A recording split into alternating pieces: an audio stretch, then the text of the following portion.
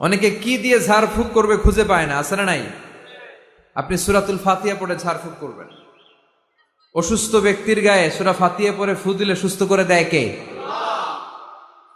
রব্বুল আলামিন বলেন, وَنُنَزِّلُ مِنَ الْقُرْآنِ مَا هُوَ شِفَاءٌ وَرَحْمَةٌ لِّلْمُؤْمِنِينَ وَلَا يَزِيدُ الظَّالِمِينَ إِلَّا خَسَارًا।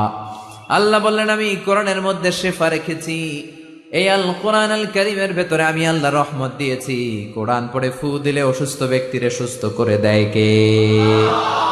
আপনি যেই কোনো রোগে আক্রান্ত হন না কেন, আপনি যদি সূরা ফাতিহা পড়ে ফু দেন, সুস্থ করবে কে? বিশ্বাস হয় না সন্দেহ লাগে? যাদের বিশ্বাস হয় তাদের ফুতে কাজ হয়ে যাবে, আর যাদের সন্দেহ লাগে এরা 1000 বার ফু দিলেও কোনো কাজ হবে না।